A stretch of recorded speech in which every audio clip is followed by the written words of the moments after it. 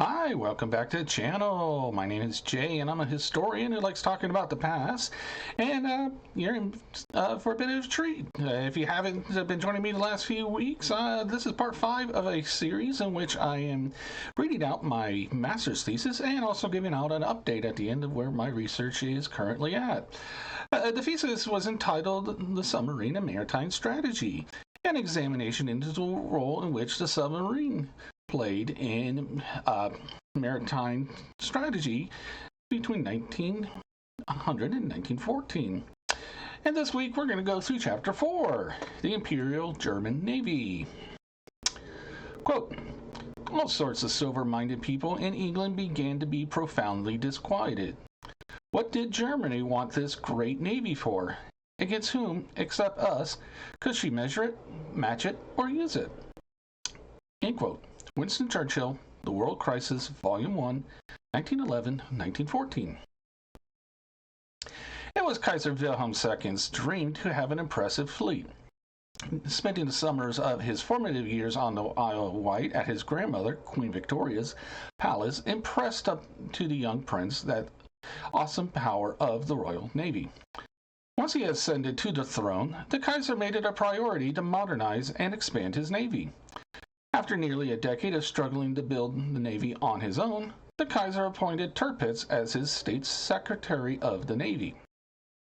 This appointment allowed for a suitable delegate to construct the Kaiser's fleet and who would not be distracted by the imperial duties required of a monarch. The Kaiser, who was heavily influenced by Mahan, desired a fleet of cruisers, yet Tirpitz was able to advance his battleship program that was centered on battleships. While cruisers were more economical and better suited for colonial patrols, they were lightly armed and had little to no armor, therefore making them especially vulnerable in a fleet action against the larger guns of the battleships. Battleships, with their large guns and heavy armor, were designed from the keel up for combat against enemy battle fleets. From Tirpitz's perspective, the battleships had the better odds in a fleet engagement with the Royal Navy than the cruisers. Ultimately, that was Tirpitz's end goal, building the fleet that the Kaiser desired while also ensuring it would be able to face the Royal Navy with the best chance of survival and possible victory. The Reichstag, however, would not pass the appropriations to provide for a fleet as large as Great Britain, nor was there a large maritime interest or long-standing tradition of seagoing naval ships in Germany. Germany had risen to its status as a major European power on the strength of its Prussian-led army, treating the navy as an afterthought. While there had been attempts to acquire newer boats for the fleet, Germany's navy still remained small and focused on protecting its harbors in the Baltic and on the North Sea. Tirpitz, along with his naval architects and shipwrights, planned for the German fleet to be qualitatively better than the equivalent ships in the Royal Navy.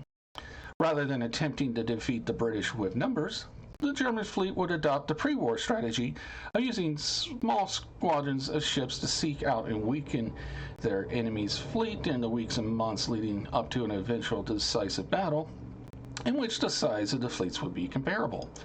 To accomplish this, the armor and guns of the German fleet had to outmatch their rivals in the Royal Navy. Tirpitz's thinking was that better protected ships with a heavier broadside would last longer in a fleet engagement against a larger foe. Also, the higher quality of the German ships would make up for the lack of numbers in a battle. This plan would also require that the Imperial German Navy forego its traditional role of protecting the coast. An offensively focused fleet would be needed to successfully threaten the Royal Navy. This fleet would need to have the largest and most accurate guns and fire control systems available at the time and possess the heaviest armor to protect the ship. Additionally, the fleet would need scouting ships to locate the enemy and report back to the commander. However, the German Navy was working from a natural disadvantage. While it had numerous shipyards that could build high-quality vessels, it did not have the infrastructure in place to build large modern warships. This meant that the Germans had to attempt to catch up with the Royal Navy's constantly evolving technology. This situation became even more of an uphill battle when HMS Dreadnought was launched. Germany was still building older-style, pre-Dreadnought warships in 1906 and did not have an all-large gunship on the drawing board. Not only would they be lagging behind the British by roughly 3 years, but also the United States and Italy, who had designed and were in the process of building their own dreadnoughts. Additionally, Tirpitz had to find a method to provide consistent funding for new ships from the Reichstag. The lack of maritime interest among the German population led to the parliamentary members' hesitation towards large naval projects. To get around this, Tirpitz introduced the Naval Law of 1898, which guaranteed funding for new ships and automatically provided for their replacement after 20 years. The first naval law authorized a small fleet of 19 capital ships. Yet Tirpitz slowly increased the number of ships with 4 amendments to the naval law during the years leading to the First World War. Obtaining the guaranteed funding ensured that the Imperial German Navy would continue to expand, with the amendments accelerating the pace as the years continued.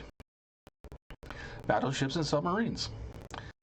Not only was Germany lagging behind the Royal Navy in regards to their capital ships, Tirpitz had not invested in submarines before 1904, roughly 4 years after the British acquired their first Holland boat and almost a decade after the U.S. Navy. The general argument in the historiography has been that Tirpitz was solely focused on constructing the battle fleet and ignored the developments of the submarine. However, the historical record shows that Tirpitz was interested in using the submarine as an offensive weapon, whether it was to be deployed in advance of the battle fleet with the mission of attacking the enemy's battleships, or assuming the traditional guerre de course role that had been previously filled by cruisers.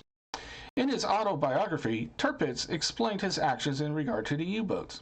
Quote, "I refused to throw money away on submarines so long as they could only cruise in home waters, and therefore be of no use to us. As soon as seagoing boats were built, however, I was the first to encourage them on a large scale, and in spite of the financial restrictions imposed upon me, I went as far as the limits of our technical production would permit. The question as to how the submarines were to be used could not be answered practically until the instrument itself was there. The immediate question, therefore, was to construct boats which could operate overseas, and as soon as this was possible, build as many of them as we could.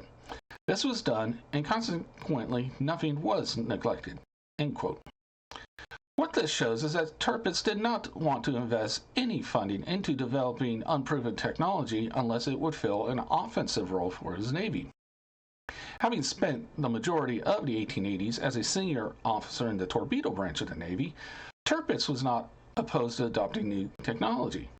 Instead, the historical record and his autobiography shows that when the submarine came to a time in its development that the offensive potential had emerged, Tirpitz began to increase funding on those vessels. Despite lagging behind the Americans and British in the introduction of the submarine into their fleet, the Germans would have 15 of the most advanced fleet U-boats available during the early days of the First World War, and will launch nearly 90 more submarines during the conflict. The biggest advantage that the ocean-going fleet U-boats possessed were the diesel-electric power plants that propelled the vessels. Unlike the previous gasoline engines, the diesel engines were more powerful, the fuel was more stable to store, and they required less maintenance. The diesel engine's power meant that the U-boats could carry more batteries to propel the submarine while submerged. The need for continued research. Despite the mentions of the submarine in the historiography of the Imperial German Navy, the majority are in passing and rarely expanded upon. The discussions that include the U-boats before the First World War discuss the technological developments, but not the strategic implications of introducing this vessel in the German fleet. Instead, the lion's share of the historical research of the German half of the naval arms race of the early 20th century has focused on Tirpitz's efforts to build the battleship fleet for his Kaiser. Because of the raw power that their large naval guns could bring to bear on its enemy, the battleship is an awe-inspiring vessel. Therefore, the attraction of the great battleships, along with the general public's fascination and the press reporting on these ships at the time, had led to the capital ships being the principal focus of historical study in regards to the Anglo-German naval arms race. However, as the war progressed, it was the U-boats, not the battleships, that struck fear into the hearts of Allied sailors. After the success of U-9 in surprising and sinking 3 British cruisers in September of 1914, the submarine threat came to the fore of every sailor's mind. Since that time, numerous accounts of the U-boats' wartime actions have been brought to the public's attention, particularly that of U-20's sinking of the RMS Lusitania in May of 1915. Yet, the lack of a thorough study of the U-boats as they figured into the naval plans and maritime strategy of the Imperial German Navy is lacking, and a gap in the historiography that should be filled.